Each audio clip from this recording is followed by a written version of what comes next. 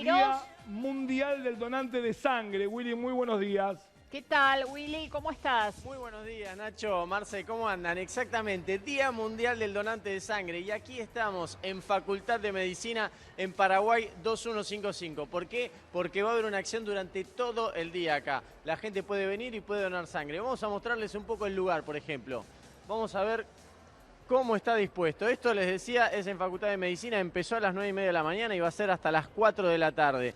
Destacan que el 40% de los donantes fueron voluntarios en 2018 a través de estas campañas. Y no es la única, porque el miércoles 19 van a estar en Casa Rosada, en una combinación entre lugares privados y públicos. El jueves 27 van a estar en la empresa Novartis, el domingo 30 en la Iglesia Universal. Se hicieron 78 campañas en 2018 y 109.671 componentes sanguíneos que se pudieron retirar en el 2018 a través de estas campañas, que son muy pero muy importantes. Vamos a hablar con algunos de los chicos que están donando, si le parece, a ver cómo la están pasando.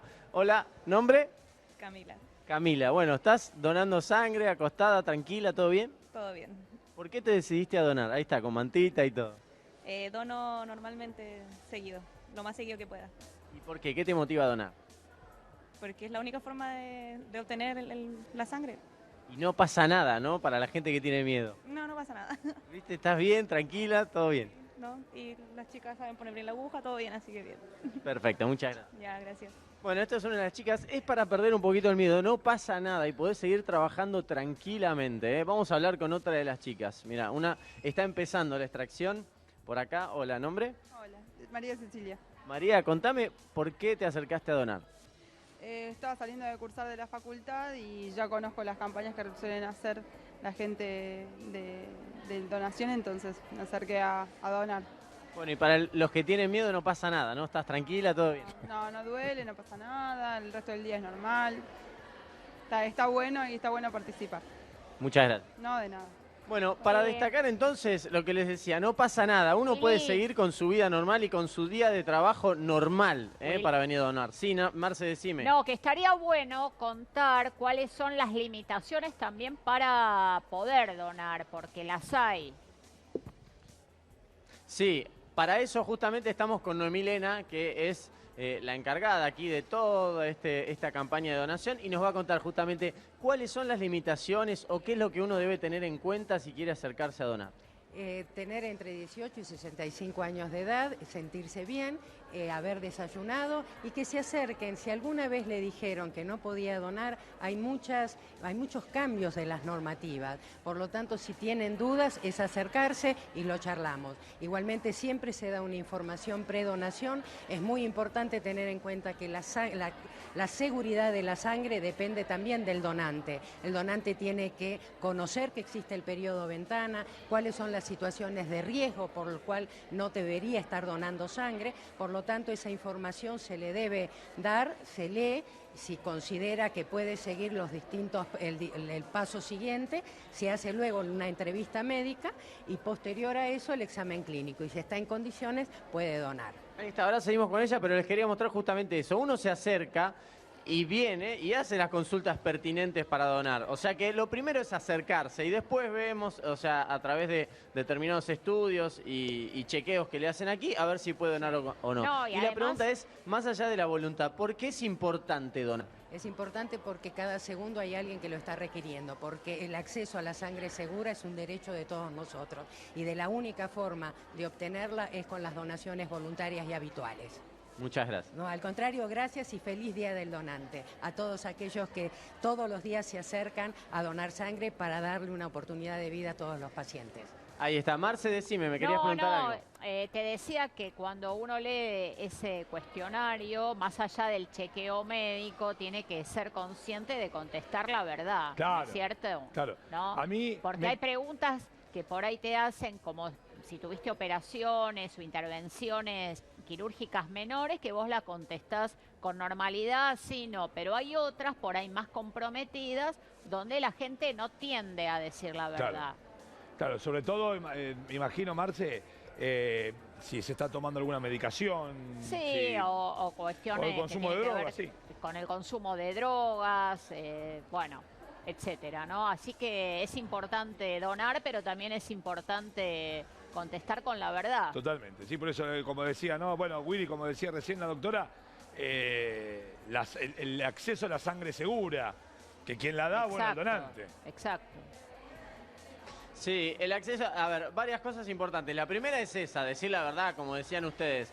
La segunda es acercarse, perderle el miedo, porque más allá de que puedas o no donar, te vas a enterar también acá, porque hay muchas dudas que saben los especialistas nada más, ¿no? Sí. O sea, y lo primero es acercarte acá, tener en cuenta que donar es importante, porque es la forma de obtener la sangre, es decir, es la única forma que tienen para reponer la sangre en los distintos hospitales públicos. De hecho, estas extracciones van a los hospitales públicos. Y es la forma de mover este sistema. Por eso se hacen estas campañas, por eso se destaca todo el tiempo a los donantes de sangre. Y por eso es muy importante venir, acercarse. Y nos destacaban que más allá de, digamos, obviamente, si podés y pasás los requisitos, es un día normal. La gente de acá se va a trabajar. No es que tenés que estar en reposo. Así que, bueno, si vas a venir a donar para pedirte el día de trabajo, no es la manera. No es la manera. Podés Ahora, seguir trabajando normal. Willy, lo que me Sí. interesaría para utilizar, más allá de la buena acción de dar sangre, lo podemos utilizar también para después darnos una panzada de algo. Entonces digo, ¿cómo se debe recuperar si es que hay algún método de, por ejemplo, creo que es medio litro que uno dona de sangre? Medio litro. Medio Sí, litro. Exactamente. ¿Hay una ventana en donde para ingerir algo y que se recomponga rápidamente esa sangre? ¿Podemos averiguarlo? Digo, en algún momento, como si bien decía la doctora, que habían cambiado las normativas para donar. Para donar. Pero en mi época, que un par de veces fui, me mandaban a comer morcilla. Pegado, Antes de Vamos a donar. preguntarle. Pegado a donar. Pegado. Pegado después de donar. Morcilla. Sí, está todo bien, un café con leche, una medruna, pero lo mejor, Sí. morcilla. Igual hay que ir desayunado, ¿eh? Sí, por eso, pero digo, para después. Entonces una de esas uno dice, che, mirá, doy medio litro de sangre y a los 10 minutos me estoy clavando una grande mozzarella para reponerme. Y después A hace ver, lo que le quiera. preguntamos, chicos, si le parece. Dale. Me preguntan acá si hay que tener algún tipo de atención especial con el post de donación. Por ejemplo, Nacho contaba aquí al conductor que lo mandaban a comer morcilla inmediatamente después de donar. Si eso es verdad, si hay que comer algo especial, si hay un periodo ventana. No. Posterior a la donación es la vida habitual. Tiene que continuar con todas sus actividades habituales. Sí, lo que no puede hacer es una actividad de riesgo. Por ejemplo, quienes limpian vidrios en altura, no hacerlo porque por el riesgo de que tenga un mareo y después haya un riesgo. Pero si no, después es la actividad normal. Ahora, justamente en mi caso, que yo me voy a entrenar cerca de 2 horas después de acá, no es recomendable, ¿no? Hacerlo. Depende del entrenamiento, porque si es un entrenamiento, es un ejercicio sin demasiada exigencia, no hay ningún problema. O sea que no hay que comer nada especial. Nada especial. Ni morcilla ni nada. No, nada especial. Pero uno se puede dar un gustito Puede también. dar un gustito, por supuesto, puede Willy. tomarse después un vinito, una cerveza. Bueno, ahí está, muchas gracias. Willy, Sí. no, me gustaría que le preguntes, no sé si todavía estás con la doctora. Estamos, sí, decime.